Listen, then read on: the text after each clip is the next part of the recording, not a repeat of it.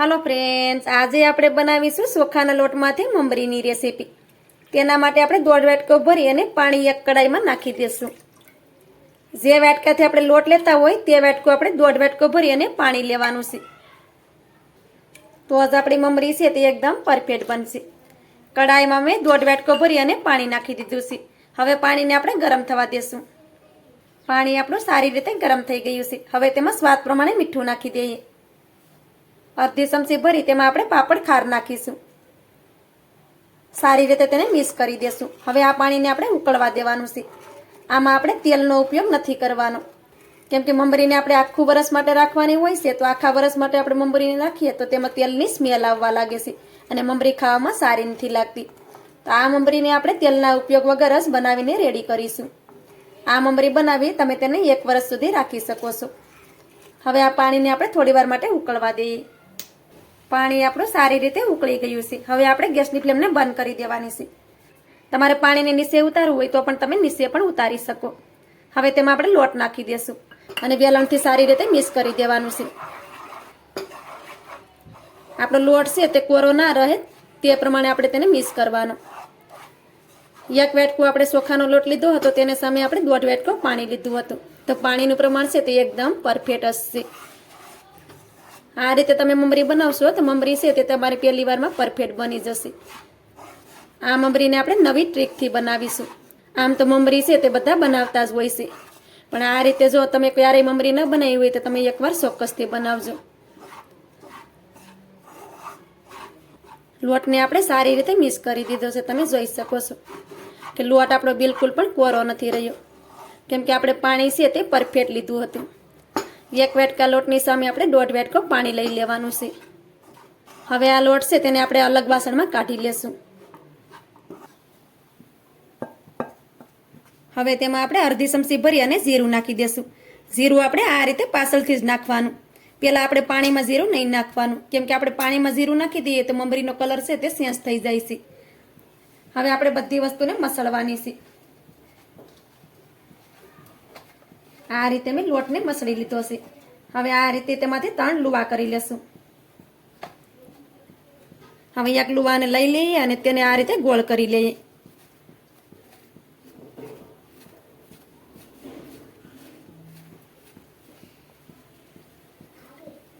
પછી તેને આ રીતે થોડુંક દબાવી દેવાનું।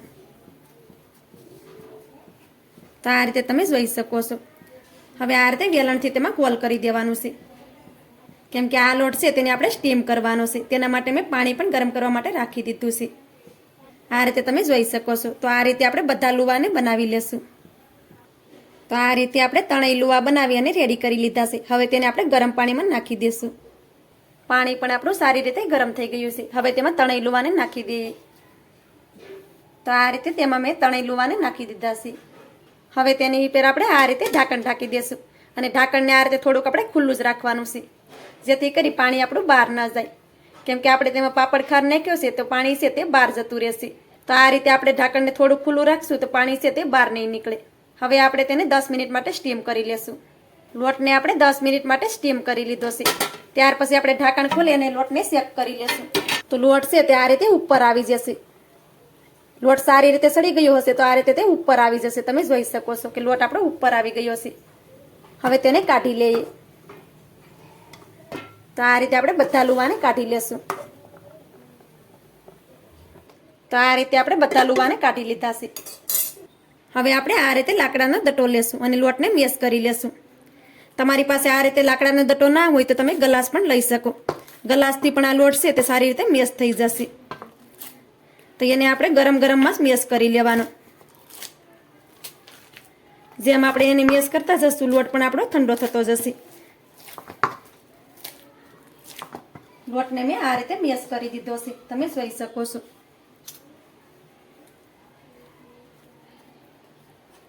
આ લોટ છે તે ગરમ ગરમ હોય ત્યારે જ આપણે તેને મેશ કરી લેવાનો, કેમ કે આ લોટ છે તે તરત સુકાઈ જતો હોય છે। હવે આપણે લોટને આ રીતે હાથેથી મસળી લેશું। આ રીતે તેને આપણે મેશ કર્યો એટલે લોટ પણ આપણો હલકો ઠંડો થઈ ગયો છે, કેમ કે આ પ્રોસેસ છે તેને આપણે ગરમ ગરમ જ કરવી પડે।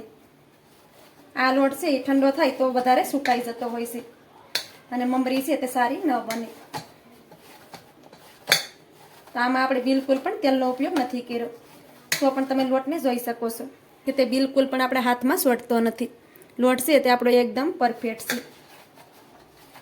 તો આ રીતે લોટને તમે જોઈ શકો છો કે સારી રીતે મેં તેને મસળી લીધો છે. હવે આપણે આ રીતે મશીન લઈ લેવાનું છે, અથવા તો તેને આપણે સંસો પણ કહેતા હોય છે. અને આ રીતે મમરી બનાવવાની જાળી આવે છે તેને રાખી દેવાની અને સંસાને આ રીતે ફિટ કરી દેશું. આપણે સંસામાં પણ આપણે તેલ નથી સોપડવાનું, કેમ કે આપણે તેમાં તેલ સોપડીએ તો મમરીમાં તેલની સ્મેલ આવે છે અને મમરી ખાવામાં સારી નથી લાગતી. હવે આ રીતે અડધો લોટ લઈ અને તેમાં નાખી દેશું. આ મમરી છે તે બિલકુલ પણ ફાટશે નહીં અને એકદમ પરફેક્ટ બનશે. તો આ રીતે લોટને આપણે સંસામાં ભરી દીધો છે. હવે સંસાને બંધ કરી દઈએ. સંસાને આપણે આ રીતે બંધ કરી દીધો છે. હવે આપણે બાકીનો લોટ છે તેને પણ આ રીતે ઢાંકીને રાખવાનો, જેથી કરી લોટ આપણો સુકાય નહીં. હવે આપણે મમરીને બનાવી લેશું. મમરી બનાવવા માટે મેં આ રીતે પ્લાસ્ટિકની શીટ આવે છે તે લીધી છે. તમે કોઈ પણ કપડું પણ લઈ શકો. હવે આ રીતે સંસાને ફેરવતા જઈએ અને મમરીને બનાવી લઈએ.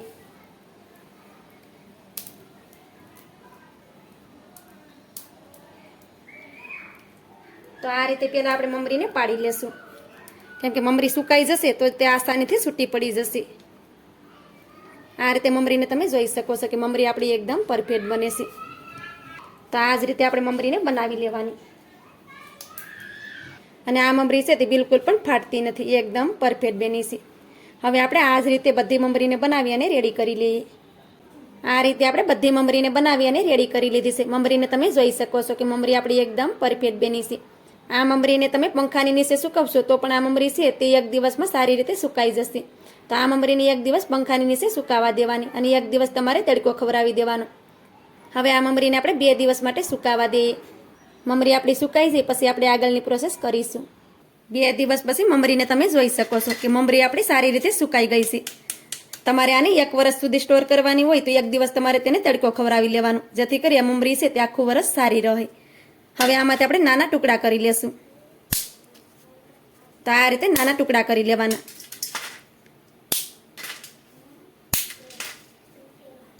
જેથી આપણે તળવાની આસાની રહે.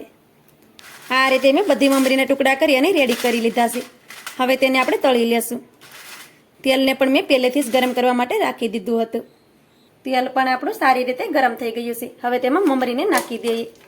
તેલને આ રીતે વધારે જ ગરમ કરી લેવાનું, તો મમરી છે એ તરત તેલમાં ફૂલી જશે. આ મમરી છે તે ફૂલીને ડબલ થઈ જાય છે. પછી આપણે ગેસની ફ્લેમને ધીમી કરી દેવાની. તો તમે જોઈ શકો છો કે મમરી છે તે આપણે ફૂલી અને સ્યાજમાં ડબલ થઈ ગઈ છે. હવે તેને કાઢી લઈએ. આ રીતે મમરી બનાવશો તમે તો એ સફેદ દૂધ જેવી બનશે. હવે આપણે આ રીતે થોડીક મમરીને તળી અને રેડી કરી લઈએ. આ રીતે મેં મમરીને તળી અને રેડી કરી લીધી છે. મમરીને તમે જોઈ શકો છો કે મમરી આપણી એકદમ ક્રિસ્પી બની છે. તો આ રીતે મમરી તમે પણ ચોક્કસથી બનાવજો. તમારી આજની રેસીપી તમને સારી લાગી હોય તો લાઈક કરી કોમેન્ટ કરી દેજો. ચેનલ પર નવા હોય તો ચેનલને સબસ્ક્રાઈબ કરવાનું ભૂલતા નહીં. તો મળીએ એક આવી જ નવી રેસીપીની સાથે. ત્યાં સુધી બધાને જય માતાજી.